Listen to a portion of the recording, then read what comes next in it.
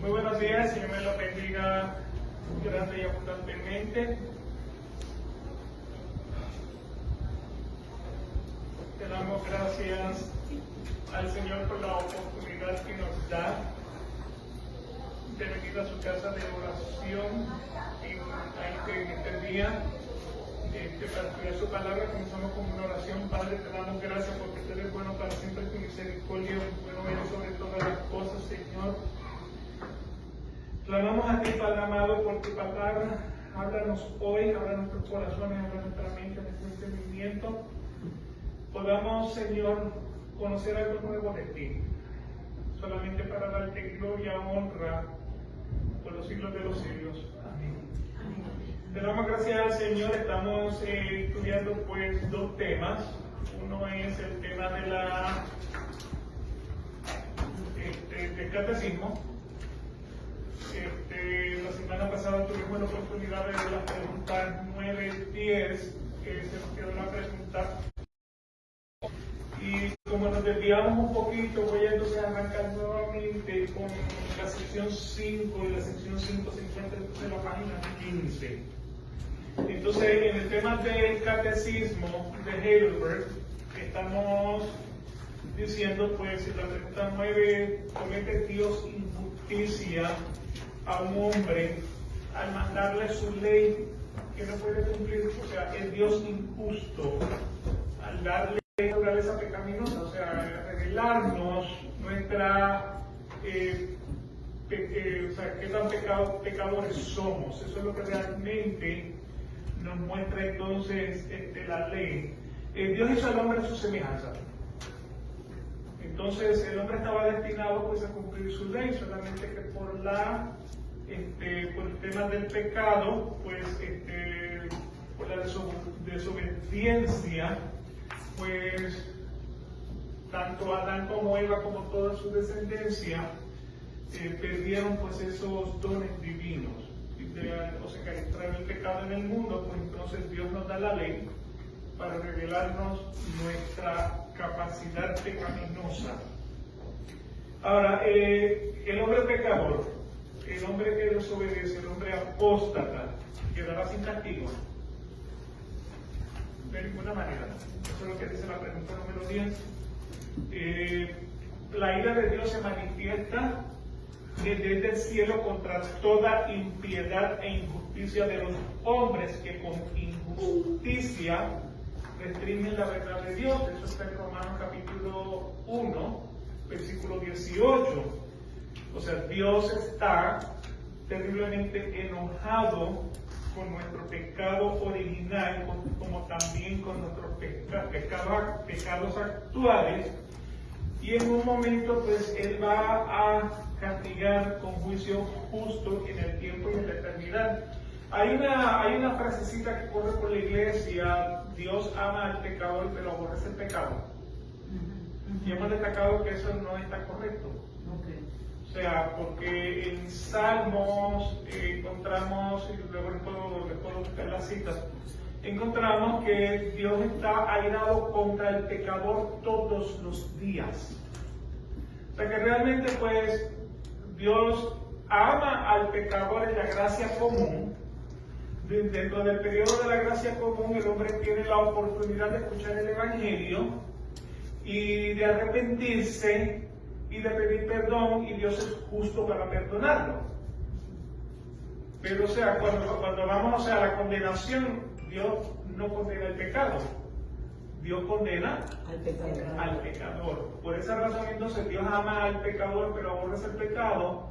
Sí y no. O sea, dentro de la gracia común todos tenemos la oportunidad de escuchar el Evangelio y convertirnos. Eso es lo que realmente pues quiere decir Juan 3:16. Pero hombre que no se arrepiente, hombre que no se convierte, hombre que no quiere aceptar lo que dice la palabra de Dios, es hombre que se condena. O sea, Cristo vino para darnos salvación, no vino a condenar al mundo, vino para que por Cristo fuésemos salvos. Sin embargo, pues el hombre es el que ha rechazado a Cristo. al no creer. Ese es el pecado, o sea, que realmente pues condena al hombre. Está decretado que los hombres mueran una sola vez y después de esto venga un juicio, o sea que hay una sola muerte y hay una sola resurrección, una para salvación y vida eterna y una para condenación eterna. Eso es lo que nos establece entonces la palabra. Entonces la pregunta número 11, pero ¿no es Dios también misericordioso? Dios es sin duda alguno misericordioso, compasivo y clemente, lento para la ira, abundante en misericordia y fidelidad. Él es el que guarda misericordia a millares, el que perdona la iniquidad, la transgresión y el pecado, y no tendrá por inocente al culpable. Nosotros somos el templo del Dios vivo, como Dios dijo, habitaré en ellos y andaré entre ellos y seré su Dios y ellos serán mi pueblo. Él también es justo porque por lo que su justicia requiere que el pecado que se comete en contra de la altísima majestad de Dios sea castigado con un castigo extremo, es decir, con un castigo eterno de cuerpo y de alma. O sea, Él es un Dios justo. Te da la oportunidad hasta el último momento para la salvación. ¿Me explico? Así que nuevamente pues, ahora sin embargo el Dios celoso castiga la iniquidad de los padres sobre los hijos hasta la tercera y la cuarta generación de los que le aborrecen y los que hacen iniquidad, destruye a los que hagan falsedad. El Señor abomina al hombre sanguinario y engañador.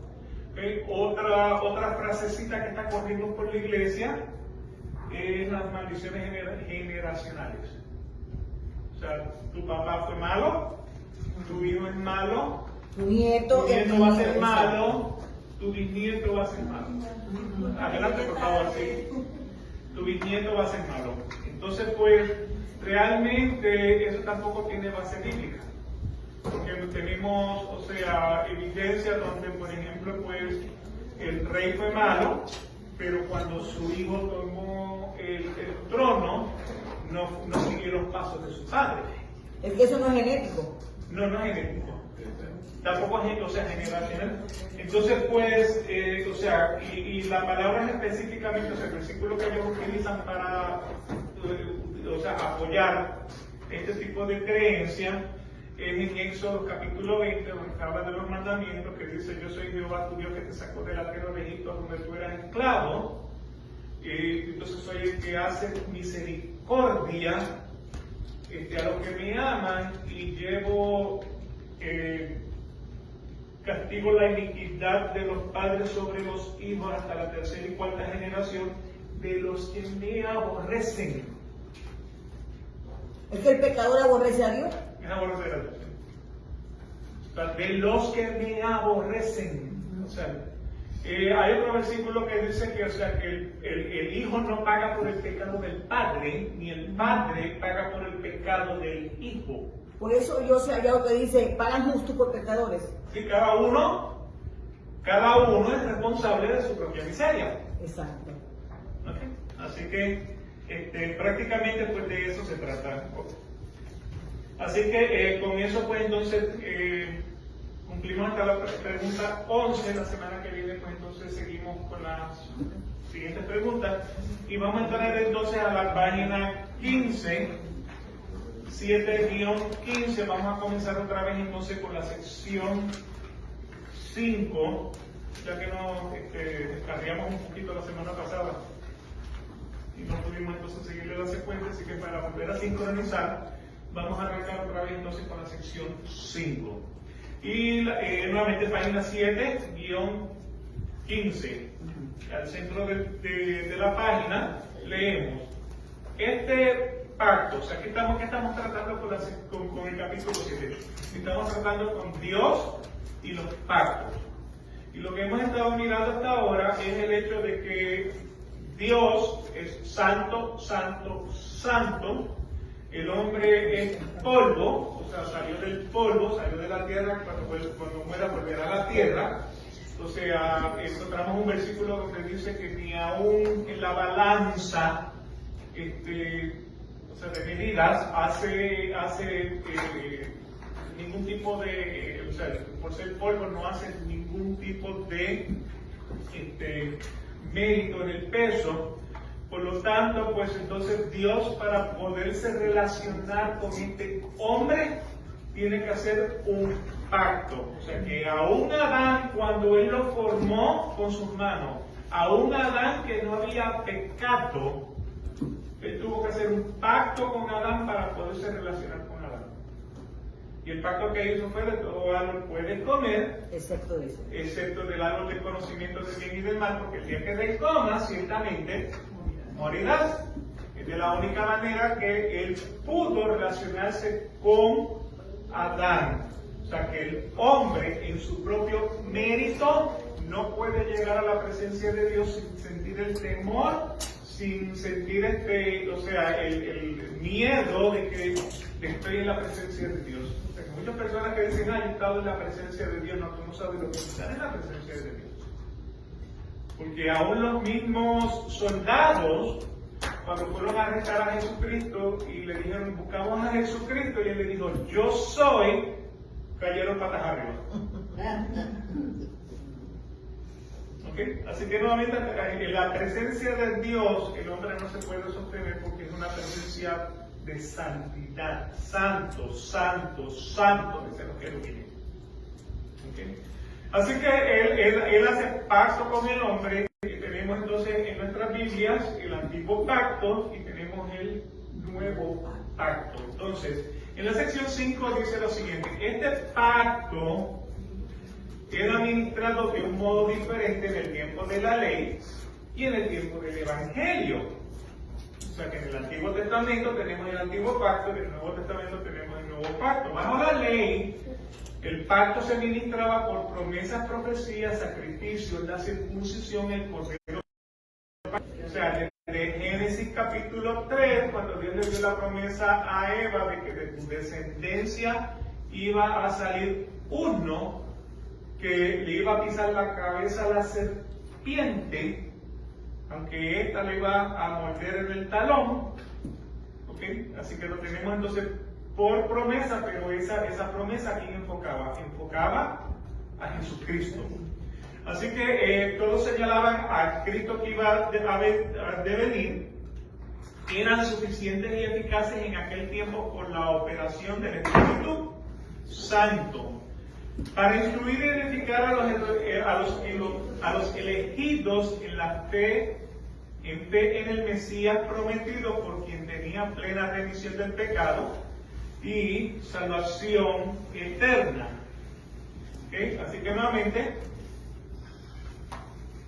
el Antiguo Testamento pues fue ministrado en el tiempo de la ley de un modo diferente al nuevo pacto, como lo tenemos nosotros en la actualidad.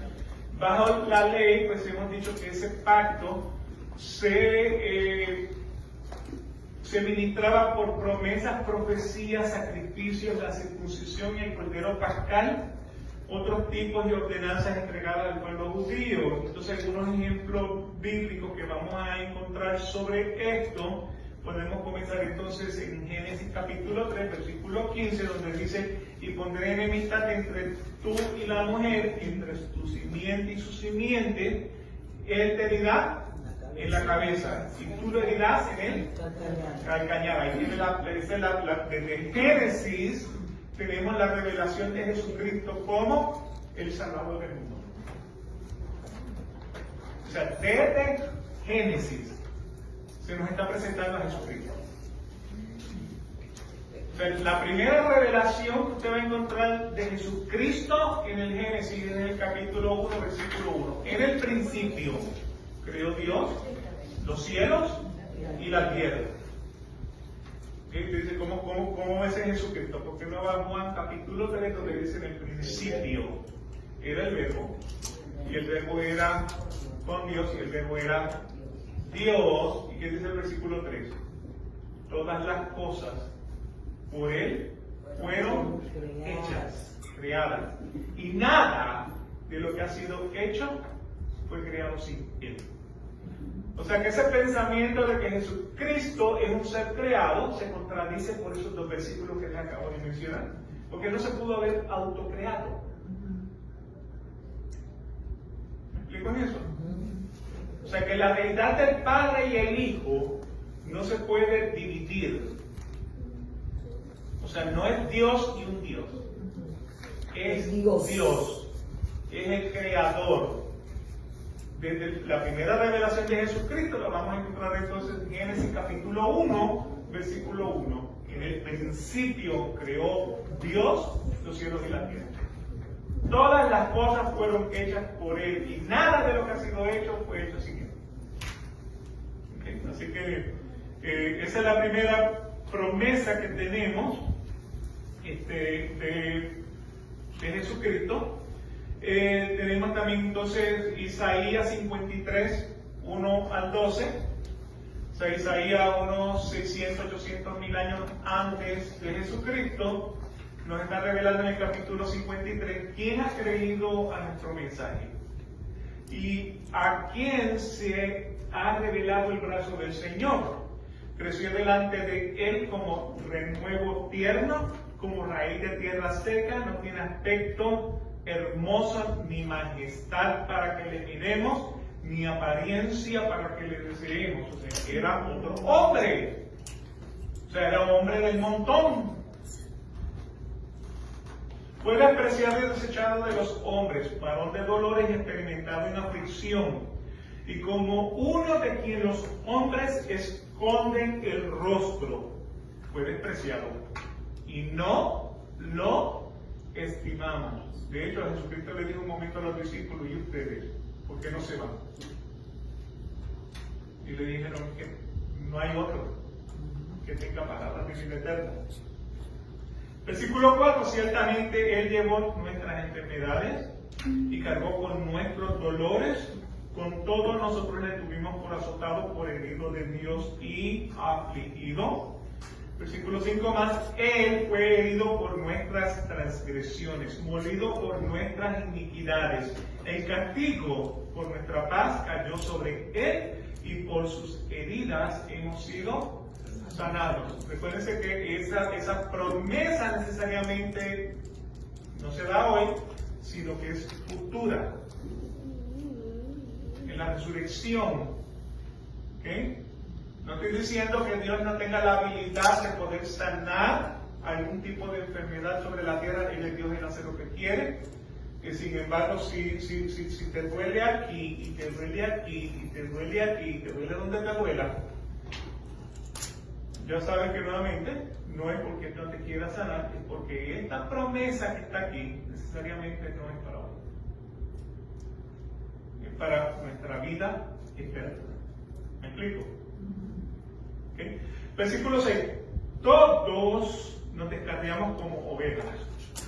Nos apartamos cada cual por su camino, pero el Señor hizo que cayera sobre Él la iniquidad de todos nosotros.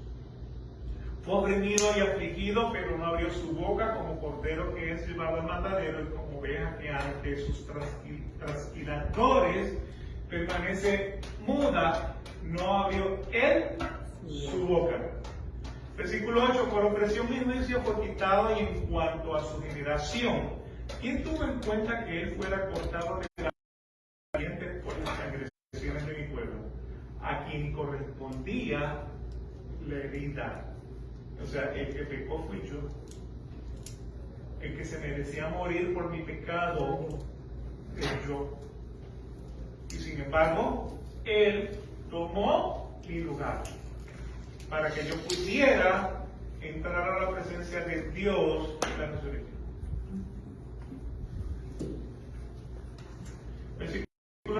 Antes, Isaías está ya hablando, ha visto ese futuro 600 años antes de lo que iba a pasar con Jesucristo. ¿Okay? Así que se dispuso con los impíos su sepultura, pero con el rico fue en su muerte, aunque no había hecho violencia ni había engaño en su boca. Él fue tentado en todo, pero en nada pecó. Versículo 10, pero quiso el Señor quebrantarle, sometiéndole a padecimiento. Cuando Él se entregue a sí mismo como ofrenda de expiación, verá a su descendencia, prolongará sus días, y el Señor en su mano prosperará. Versículo 11 y 12. Debido a la angustia de su alma, Él lo verá y quedará satisfecho por su conocimiento. El justo, mi siervo, justificará a muchos y cargará la iniquidad de ellos. Cristo llevó nuestro pecado.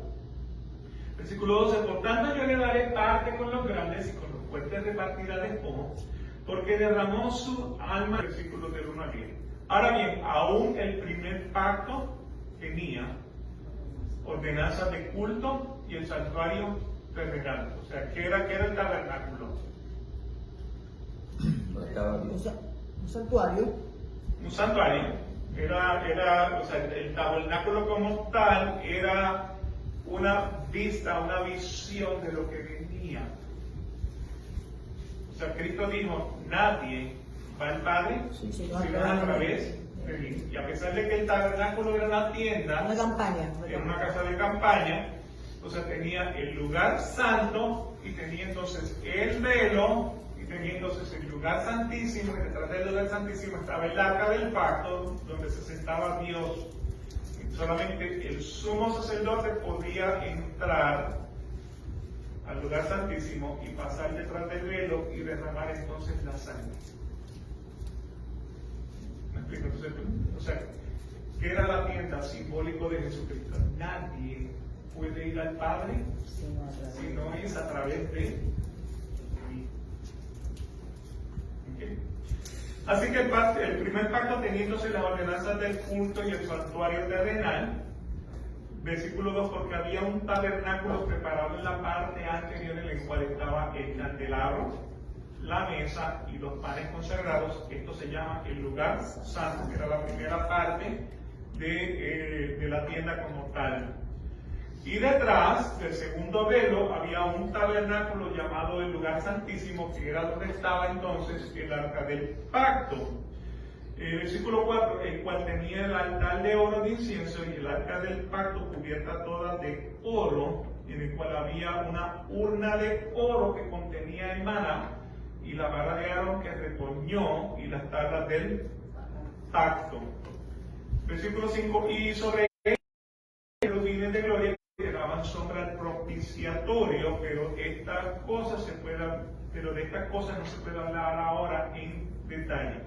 Así preparadas estas cosas, los sacerdotes entran continuamente al primer tabernáculo para oficiar el culto, pero en el segundo solamente entra el sumo sacerdote una vez al año. Y no entra si no lleva sangre, la cual ofrece mientras Jesucristo no muriera en la cruz, estábamos bajo el antiguo pacto. Versículo 9, lo cual es un símbolo, recuerden que le digo que era simbolismo, es un símbolo para el tiempo presente, según el cual se presentan ofrendas y sacrificios que no pueden hacer perfecto en su conciencia al que practica este culto. O sea que nuevamente, esa procesión del Antiguo Testamento no perdonaba tu pecado, apaciguaba la ira de Dios. El único perdón del pecado vino por medio de Jesucristo. Versículo 10, puesto que tiene que ver solo con comidas y bebidas y diversas abluciones y ordenanzas para el cuerpo, impuestas hasta el tiempo de reformar las cosas. Cristo fue que entonces reformó las cosas. Se puede ver como ese antiguo pacto, pues era por promesas, por profecías, por sacrificio, la circuncisión, el cordero pascal y otros tipos de ordenanzas. Éxodo capítulo 12 habla. Estamos hablando ahora el establecimiento del cordero pascal, que en el nuevo pacto se convierte entonces en la Santa Cena, que sería el pan y el vino. Pero el fundamento de esa actividad viene de Éxodo capítulo 12, donde empieza en el versículo 3, habla a toda la congregación de Israel diciendo, el día 10 de este mes cada uno tomará para sí un cordero según sus casas paternas, un cordero para cada casa. El cordero será un macho sin defecto. De 1 año lo apartaréis de entre las ovejas o de entre las cabras. Y lo guardaréis hasta el día 14 del mismo mes. Entonces la asamblea de la congregación de Israel lo matará al anochecer. Esto está hablando, o sea, de la 10ª plaga que va a ocurrir o va a pasar sobre Egipto. Versículo 7. Y tomarán parte de la sangre y la pondrán en los 2 postes y en el interior de las casas donde lo comen. Y comerán la carne esa misma noche asada al fuego y la comerán con pan sin levadura y con hierbas amargas. Todo esto para establecer una tradición de cuánto ustedes sufrieron cuando estaban en tierra de Egipto. El sufrimiento del pueblo por causa del pecado. Versículo 7, de esta manera lo comeréis, ceñido vuestros lomos, las sandalias en vuestros pies y el callado en vuestra mano, lo comeréis apresuradamente.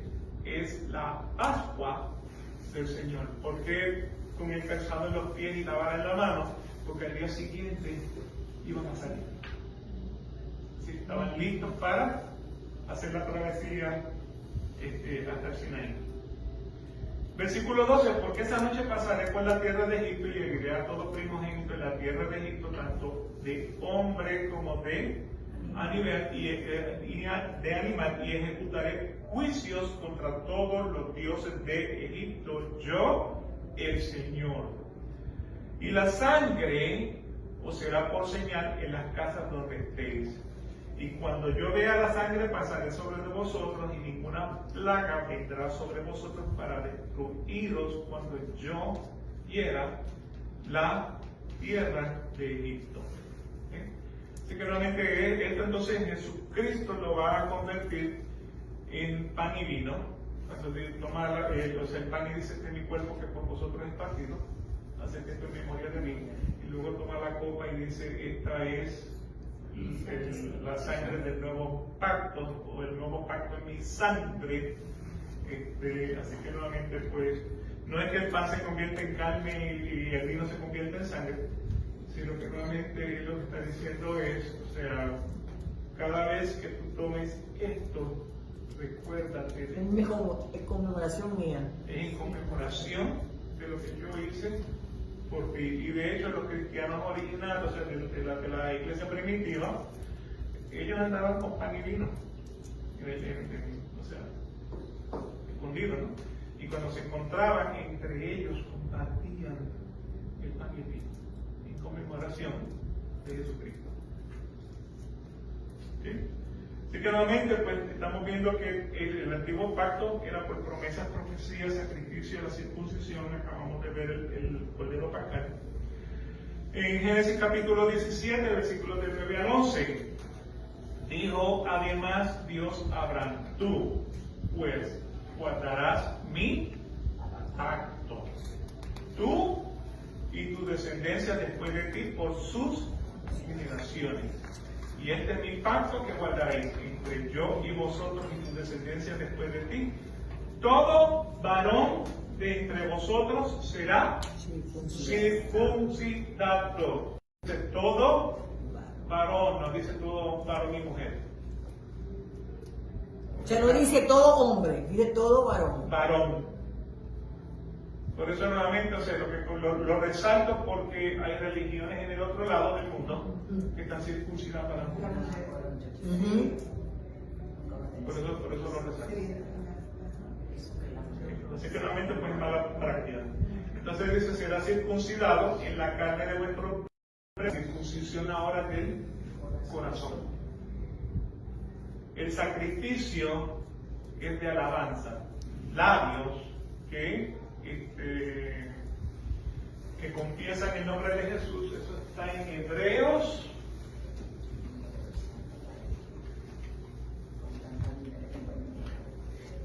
En Hebreos, también no sé, aquí para buscarle, yo sé que te lo busqué, que parece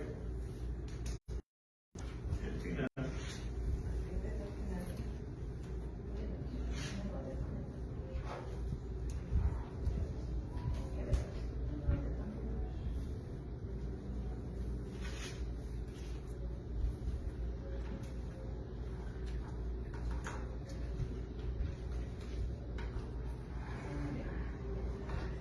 Hebreos 13:15 dice, así que ofrezcamos siempre a Dios por medio de que confiesan su nombre. O sea, si vamos a Romanos capítulo 10, yo creo que lo vimos hace poquito,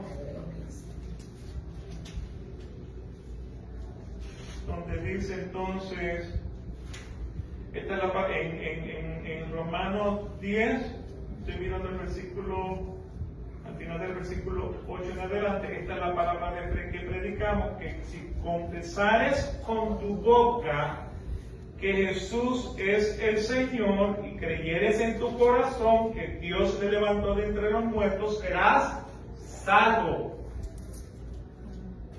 Porque con el corazón se cree para justicia, pero con la boca se confiesa para salvación. Así que les mencioné del 8 al 10 y les mencioné Hebreo 13 del 15 en adelante.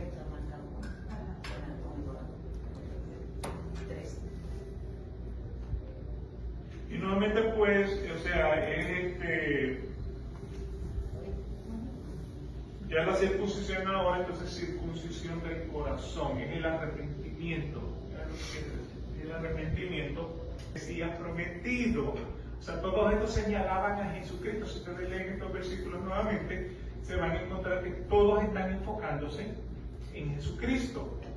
O sea, normalmente la primera revelación la tenemos desde el Génesis, y esto va a culminar, o sea, desde el Génesis hasta el Apocalipsis, encontramos a Jesucristo. Porque Jesucristo no es una novedad del ¿okay? Así que nuevamente todos señalan a Jesucristo que viene por quien tiene plena remisión del pecado y de la salvación eterna. En 1 Corintios capítulo 10, versículos del 1 al 4, porque no quiero que ignoréis, hermanos, que nuestros padres todos estuvieron bajo la nube y todos pasaron por el mar, y en Moisés todos fueron bautizados en la nube. En Hebreos capítulo del 11 hay 15, pero cuando Cristo apareció como sumo sacerdote de los bienes futuros, a través de un mayor y más perfecto tabernáculo. O sea, Cristo mejora el tabernáculo, no hecho con manos, es decir, no de esta creación, y no por medio de la sangre de machos cabríos y de becerros, sino por medio de su propia sangre. Entró, porque si la sangre de los machos cabríos, de los toros y las cenizas de la becerra rociadas sobre los que se han contaminado, santifican para la purificación de la carne, cuanto más la sangre de Cristo, el cual por el Espíritu eterno se ofreció a sí mismo, sin mancha a Dios, purificará vuestras conciencias de obras muertas para que puedan servir al Dios vivo. O sea, si la sangre de los machos cabríos santificaban la purificación de la carne, ¿cuánto más la sangre de Cristo puede hacer por nosotros? Y recuérdense que cuando dice la sangre de Dios vivo. Por eso, versículo 15, es el mediador de un nuevo pacto, a fin de que, habiendo tenido lugar una muerte para la redención de las transgresiones que se cometieron bajo el primer pacto, los que han sido llamados reciben las promesas de la herencia eterna. ¿Se explica? Sí. ¿Cuánto más la sangre de Cristo? O sea, por el sacrificio de Jesús, por un camino nuevo y vivo que Él inauguró para nosotros por medio del velo, es decir, por su carne, y puesto que tenemos un gran sacerdote sobre la casa de Dios, ya no tenemos sacerdotes recurrentes, ahora tenemos un solo sacerdote. Acerquémonos con corazón sincero, o sea, Dios no nos puede engañar, en plena certidumbre de fe, teniendo nuestro corazón purificado de mala conciencia y nuestro cuerpo lavado con agua pura. Mantengamos firme la profesión de nuestra esperanza sin vacilar, porque fiel es el que prometió. O sea, nosotros tenemos que fundamentarnos en las promesas hechas por el Señor, que te la vamos a encontrar en la palabra de Dios. No mi opinión, no la opinión de un presbítero, lo que dice la palabra de Dios. O sea, en eso tenemos que ser celosos.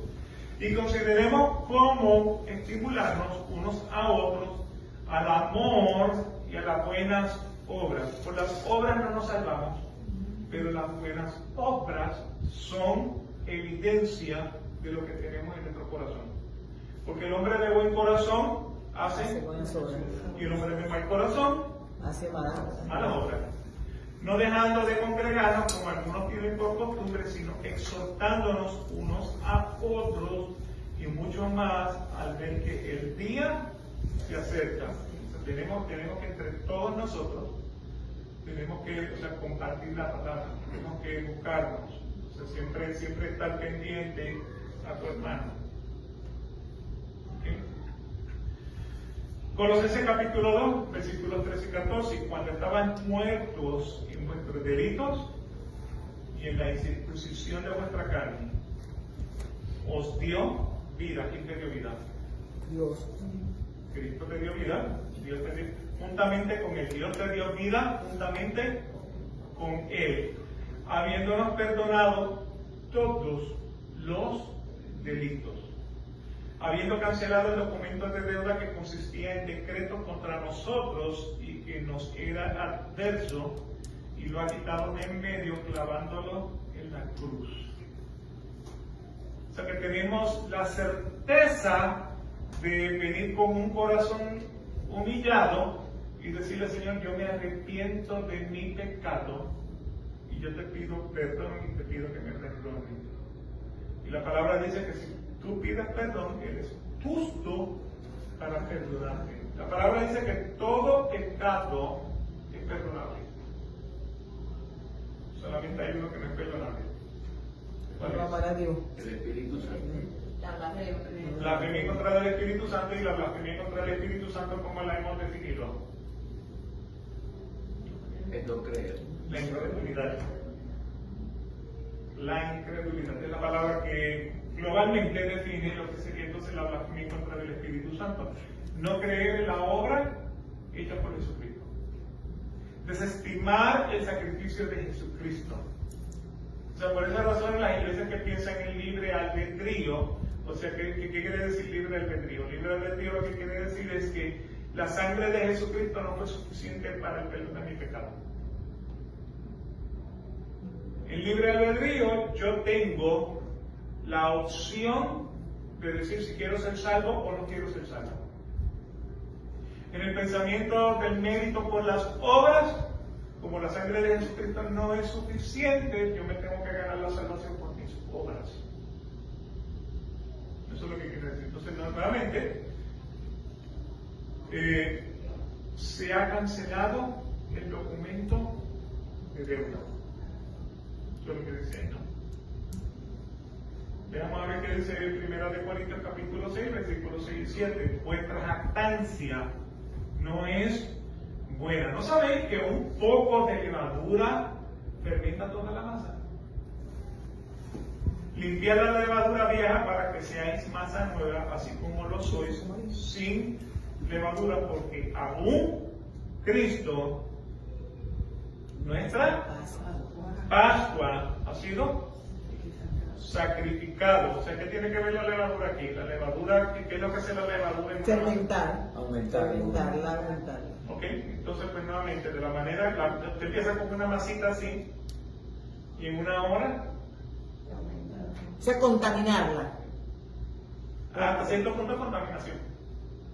Entonces de esa manera es que es una analogía de cómo una creencia puede tratar en nuestros corazones y contaminarnos de una forma errónea. Y la razón es por la opinión, no seas sabio en tu propia opinión, dice la palabra. Estamos también oyendo las enseñanzas incorrectas. Falsos maestros vienen y van. Proliferan. O sea que hay mucha falsa enseñanza, pero nuevamente la iglesia es una institución formada Por por hombres pecadores. ¿Y cuáles son las características de los hombres pecadores? Avaricia, codicia, envidia, inmoralidad. Entonces, pues, normalmente todo eso No hay un hombre justo, ni uno. solamente es Jesucristo. No hay uno justo, no hay uno que busque de Dios, no hay uno que realmente ame como pueda amar al Señor. Juan 8:56, vuestro padre Abraham se regocijó esperando ver mi día y lo vio y se alegró. ¿Qué quiere decir esto? Eso. El hombre del Antiguo Testamento se salvaba por medio de qué? La fe. ¿Cómo se salva el hombre del Antiguo Testamento? Mirando a Jesucristo hacia adelante. ¿Ok? El Antiguo Testamento Miraba hacia adelante. miraba hacia la cruz. Y en el nuevo hacia atrás. Entonces hacia nosotros en el Nuevo Testamento miramos hacia la cruz. O sea que todos nos salvamos de la misma manera. La gracia que te salva hoy es la gracia que salvó a estos hombres en el Antiguo Testamento. ¿Por qué razón? Porque Abraham esperó mi día. O sea, que estaba esperando Abraham a Cristo en la cruz. Y lo vio y se alegró. Entonces, estamos hablando de que Abraham, más o menos 2000 años antes de Cristo, me parece que son como 2000 años antes de Jesucristo, Abraham vio a Cristo en la cruz. 2000 años después, nosotros vemos a Cristo en la cruz. Entonces, por la misma gracia que nos salvamos nosotros, es la misma gracia que va a salvar al hombre del Antiguo Testamento. ¿Me explico? Así que nuevamente, el mismo son palabras de Cristo. Abraham se regocijó esperando mi día. ¿Por qué razón? Porque lo vio por promesa. Lo vio por promesa. Gálatas capítulo 3, versículos 13 y 14. Cristo nos redimió de la maldición de la ley, habiéndose hecho maldición por nosotros, porque escrito está: maldito todo el que cuelga de un madero, a fin de que en Cristo Jesús la bendición de Abraham viniera a los gentiles, para que recibiéramos la promesa del Espíritu mediante la fe. O sea que lo que vio Abraham, nos va a servir de bendición a nosotros los gentiles en el futuro. Es la misma gracia. ¿Ok? ¿Alguna pregunta de? O sea, los dos pactos son congruentes. O sea, yo miro la Biblia y yo veo una congruencia completa desde el Génesis hasta el Apocalipsis. Hay religiones que lo que ven la Biblia es como un saco de contradicciones. Pero sin embargo, yo la veo como una congruencia completa desde el Génesis hasta el Apocalipsis. Así que no pierdan ese... El foco ahí. Sí, no pierdan ese foco, porque nuevamente Jesucristo es nuestra pacto. ¿Okay? ¿Alguna pregunta sobre la diferencia entre el Antiguo Testamento y el Nuevo Testamento? Podríamos decir que uno complementa al otro. Los dos se complementan. De hecho, o sea, si vamos, o sea, el Antiguo Testamento es el cuerpo, el Nuevo Testamento es la sombra. O sea, que nuevamente el Antiguo Testamento nos está revelando lo que viene en el Nuevo Testamento. Y el nuevo lo reafirma. Lo reafirma entonces el Nuevo Testamento, lo que fue dicho en el Antiguo Exacto. Testamento. O sea, en el caso de, por ejemplo, cuando Dios le dio la promesa a Abraham, le dijo, tu descendencia va a ser de Jesucristo. ¿Cuál es? El Salmo 24, que habla de Jesucristo en la cruz. Sí, el Salmo 24 tenemos.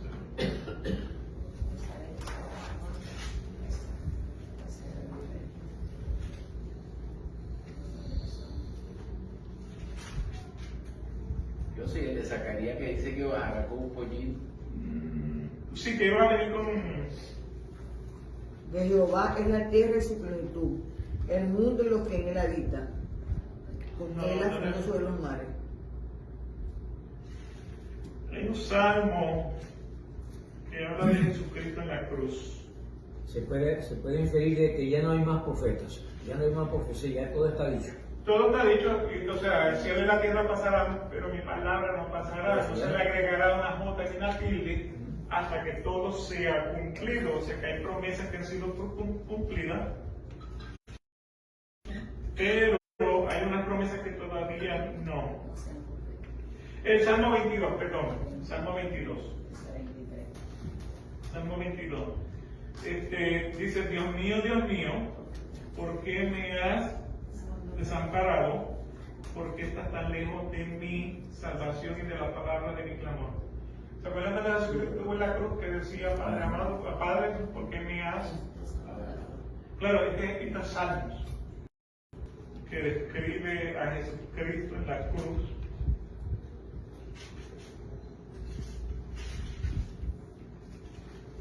es que la Biblia es tan rica y tan rica y tan rica que memorizarse la completa.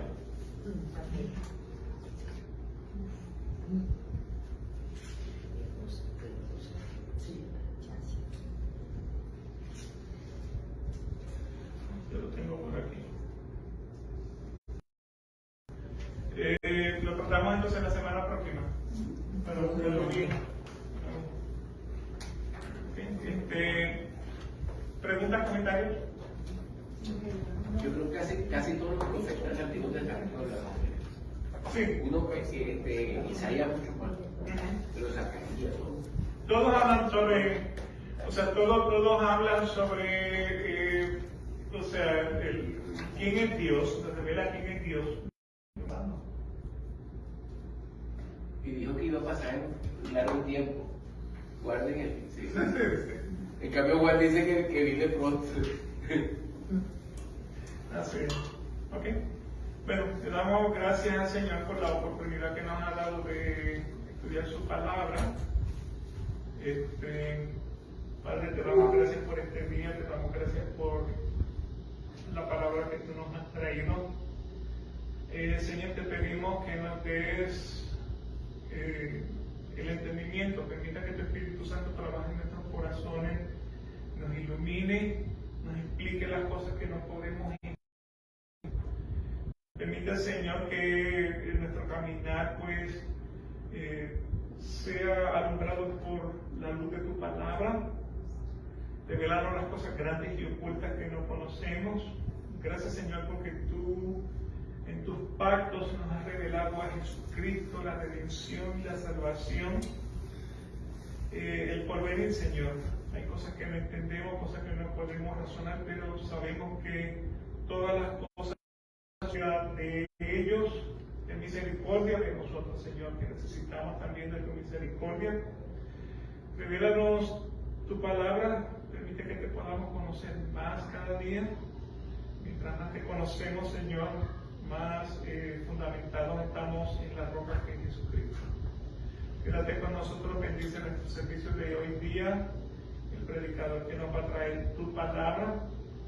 Sea, Señor, de palabra de Jehová, que nos muestre tu camino, tu deseo, tu voluntad para con nosotros. Todo esto te damos gracias en el nombre de nuestro Señor Jesucristo, para gloria y honra de tu nombre. Amén. El pueblo del Señor pues dice, gloria a Dios. Que Dios me lo bendiga. Nos vemos en el segundo. Gracias.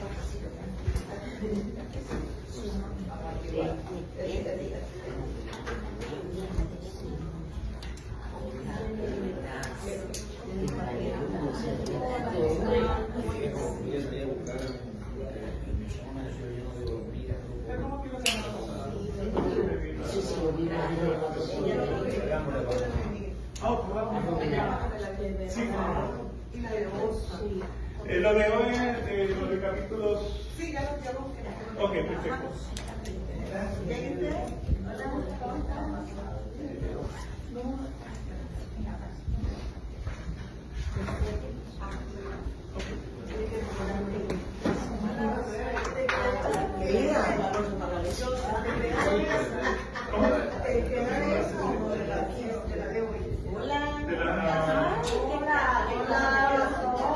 Hola, mi cariño.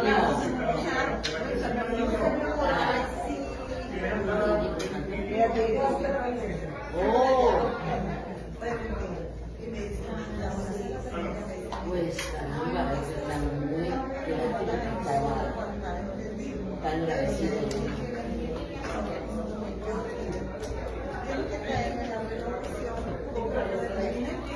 Oh, no,